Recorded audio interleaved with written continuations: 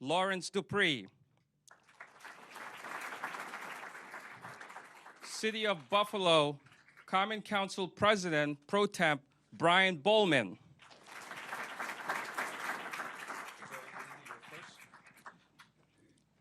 New York State Assembly Majority Leader Crystal People-Stokes.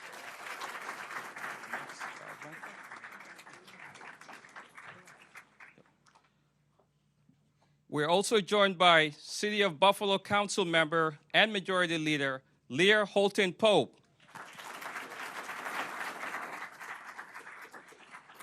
New York State Senator Patrick Gallivan.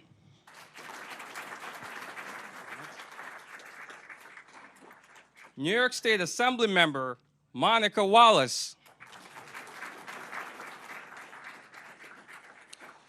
New York State Assembly Member Bill Conrad.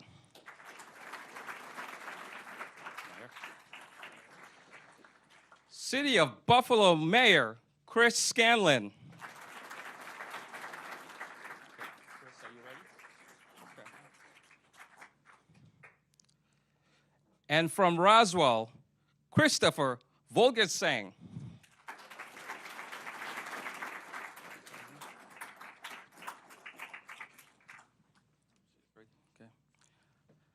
Please welcome Roswell President and CEO, Dr. Candace Johnson.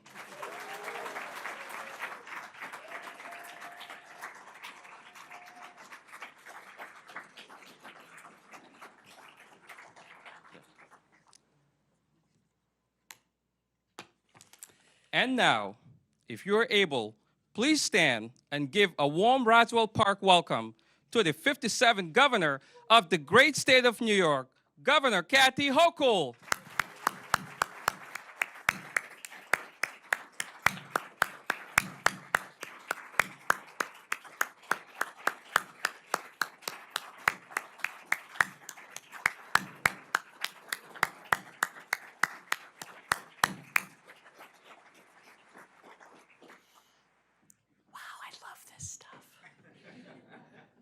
So I welcome you all, a warm Buffalo welcome. It's not as cold maybe as it was yesterday, but still it is winter here in Buffalo.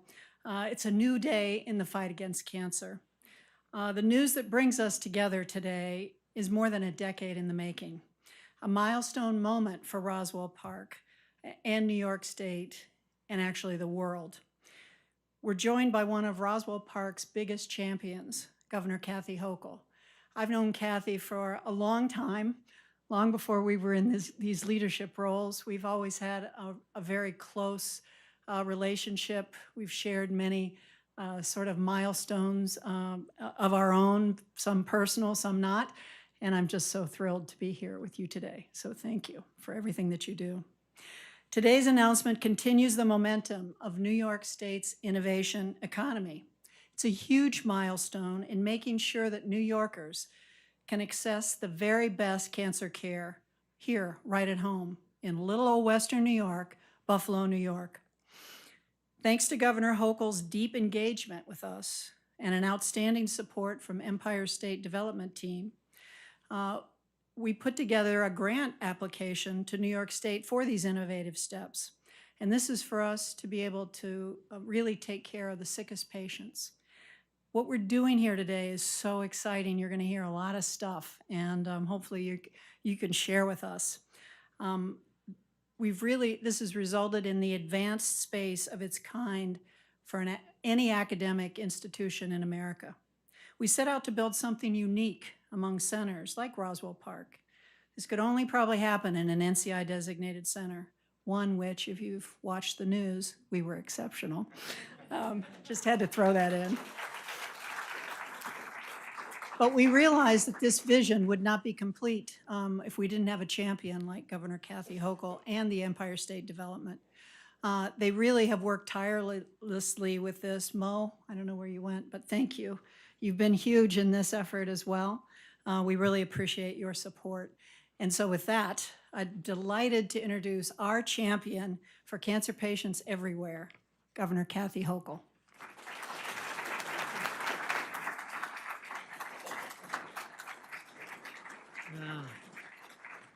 What a great day for Buffalo. I'm not just talking about the game, but as long as we're talking about the game, how extraordinary was that? It just felt so Buffalo, everybody was so excited and energetic, and to just run up the score like that, I'm not gonna go through all the, but thank you, Josh Allen, for being the, for our MVP, soon to be the nation's MVP of football this year and for many years to come. Because you lift our spirits. And as we think about this holiday time and find ourselves at Roswell, something else we are so proud of, in addition to the Buffalo Bills, we're so proud of Roswell, which has also shaped our identity. People think of us for many, many reasons. And one is that we have exceptional cancer care in an institution that really punches above its weight. For a community of our size to offer what Roswell offers, but not just in the past and present, but their forward-looking leadership, embracing new technologies. This is what I find so exciting. And the leader of those efforts, is Candace Johnson, and I want to thank you. It is not an easy job to be where you are. You have stepped up, you have excelled, and I thank you. Thank you for your commitment as well. Almost 2 years ago, I stood before the legislature, and many of them are here with me today. And I want to give a special shout out to my friends, my Western New York team, my own. I'm not to say I'm Josh Allen, I'll never say that, but these are the people that support me so intensely when we go to Albany and have to fight for projects that affect Western New York. And the leader of that team is none other than the majority leader of the New York State Assembly, Crystal Peoples-Stokes, who thank you.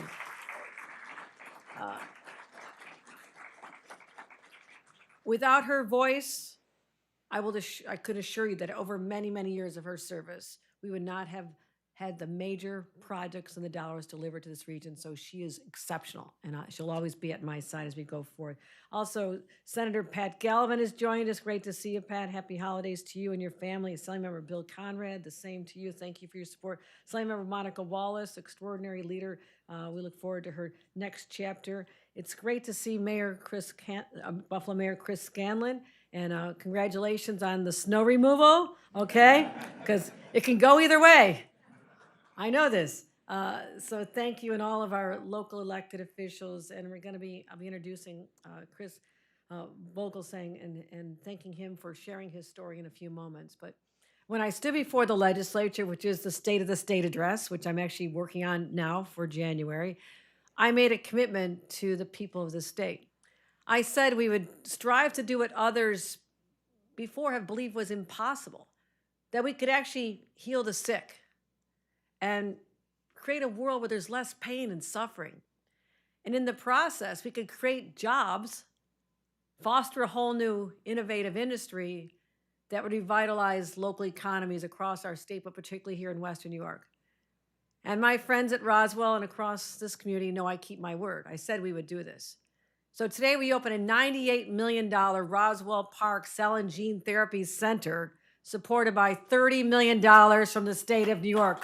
That's what a commitment's all about. And we're not just radically changing health outcomes for decades to come. We're ensuring that Buffalo and Western New York will always be known at the cutting edge of this as the hub of life-saving research. And cell and gene therapy sounds a little futuristic, maybe kind of like out of Star Trek or something, but the possibilities it holds, it's not science fiction. It's reality. It's happening. And CGT is one of the fastest growing treatment tools in our medical field today. And it has unlimited potential for changing the outcomes for individuals diagnosed with cancer and rare diseases. And with this, the cells are grown outside the body. This is fascinating to me. Or genes are introduced to eradicate harmful mutations. And then they're fine-tuned in the lab and reintroduced into the patient, and they quickly go to work. It's brilliant. And I thank all the doctors and the medical teams who are the brilliant minds behind this that's happening right here. It's so amazing to me. And the doctors call this a paradigm shift. And the applications are nearly unlimited. And we're already seeing positive results as we treat not just cancer, but ALS and Parkinson's, heart disease, MS, and so many more. This scientific revolution is changing lives already and holds deep personal meaning to me. Those of you who know me growing up here in Western New York, knew my parents, knew my mother, a real leader. She was one of the first voices back in the 70s to stand up for victims of domestic violence. She helped start Haven House. She was a counselor for families and people, and she used to take us as kids to the Neighborhood Information Center on Sycamore that she helped start with Sister Despensata, those who remember this story, helping people in need, senior citizens, people of all backgrounds who are falling on hard times. She used to take me to the Perry Street projects as a kid. We'd be going up the stairs with lots of food for people and helping them. We didn't have a whole lot ourselves. We were shopping at used clothing stores. We were buying discount groceries. But my mom knew there were people who needed more. And I want you to know she instilled those values in me that are still with me today. And when my mother got the diagnosis of ALS, for someone who used her voice for others and to lose her own voice, it was rather tragic. But she always pointed to the sign on her refrigerator that she lived her life by, where she used to say, go into the world and do well, but more importantly, go into the world and do good. I try to live Mom's story, the lesson she taught me every single day. And I only wish that we could have had therapies like this. I lost her right before I became lieutenant governor, and I miss her every single day. And so many other families have similar stories. I'm not unique. I'm not the only one. I know that. But I'm so committed to this. And even ALS, last year we committed $25 million, first time ever, to fund ALS research. And that was an effort that was helped partnered by one of the great innovators and builders in New York City, Dr. Dan Doctoroff. Look up his name. Many, many significant projects associated with him. And since his diagnosis, he became a champion for ALS.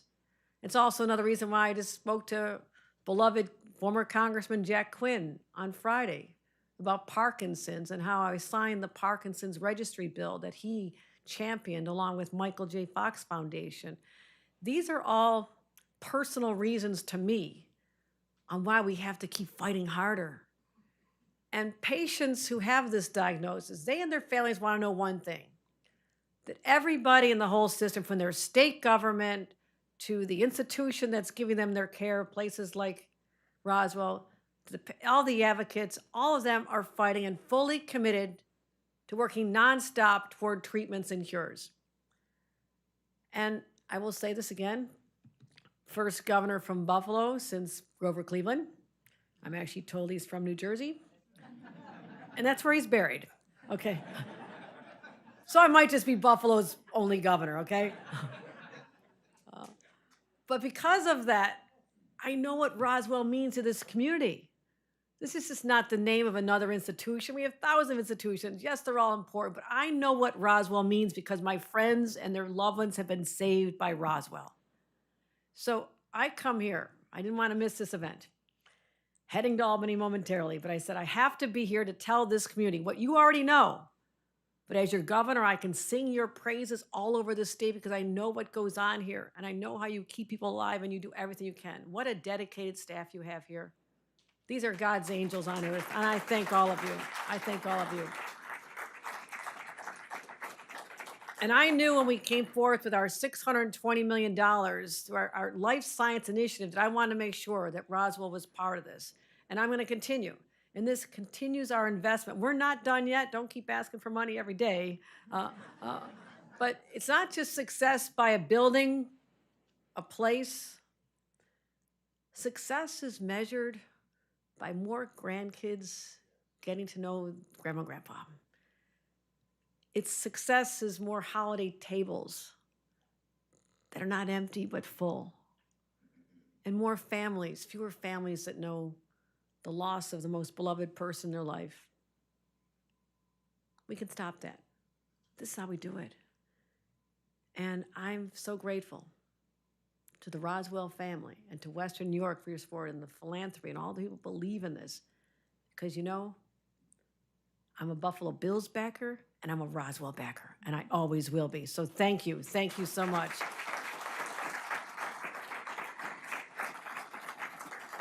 And I want you to also meet an individual, the face of what I'm talking about. We're not talking in hypotheticals. Real people's lives are being changed and lengthened, and they're here.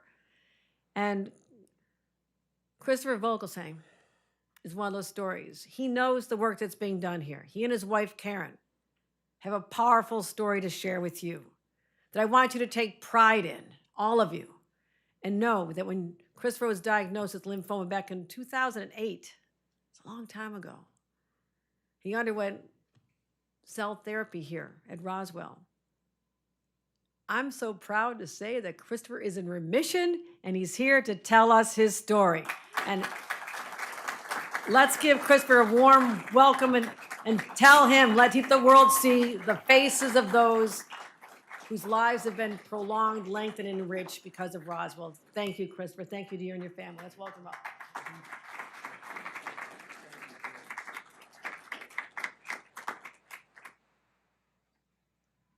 To find my notes. They hit it finally. They really hit it on me. No.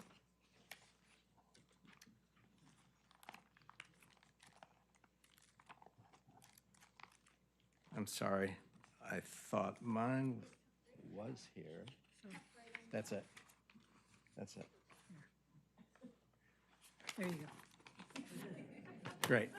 Thank you. Go Bills. That's always helps lighten up the room. Good morning. I'm Chris Vogelsang, and I am a cancer survivor twice.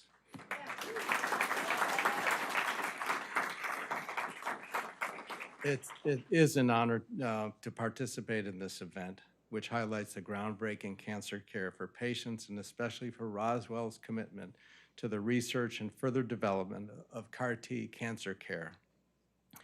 Over the past year, I was featured in a Donor Dollars newsletter and then interviewed by Adam Benini prior to the ride for Roswell. I guess I've become the poster boy for CAR-T.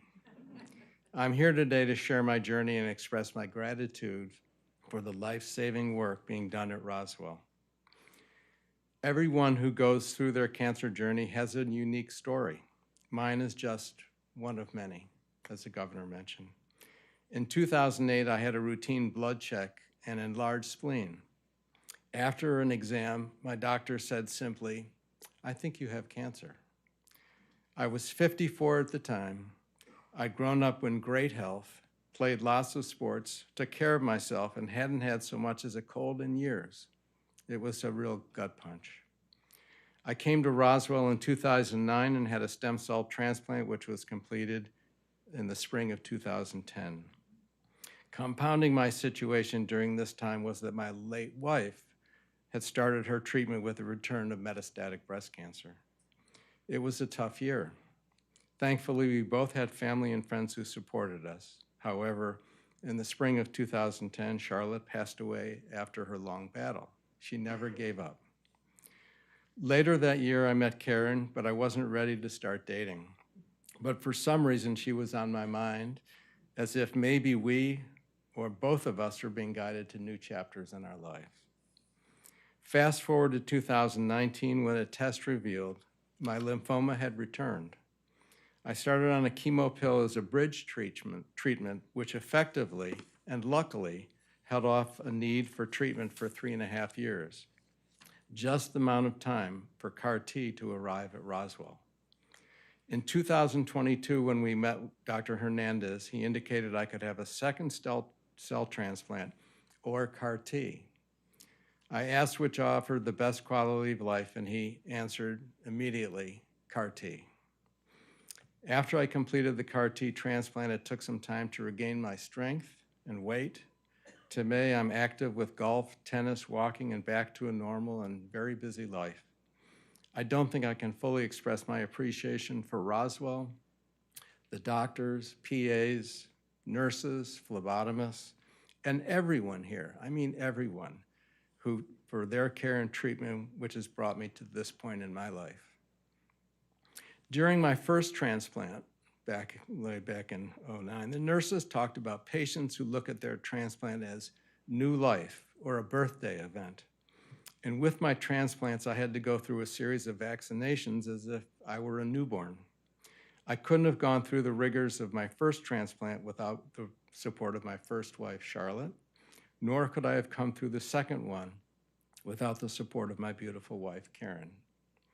I'm lucky to say in all sincerity, I was married to the love of my first life, and now I'm married to the love of my second life. I took the shortcut to grandchildren. We now have 9 with 1 on the way. It's special when both of our families adore each other for their new and extended families. It's wonderful. And I believe having a child with Down syndrome has put many things in perspective for me and for our families. We're truly blessed. I am incredibly grateful for Roswell and for the science of CAR-T, and I am living proof that the work being done here changes lives. This is an exciting time with science moving so quickly, and an exciting time for Roswell in committing to the future of CAR-T. Thank you, Roswell, all of you. I'd now like to invite the Governor, the Governor Hochul and Dr. Johnson, and to, of course, Karen, to stand with me as I ring the bell.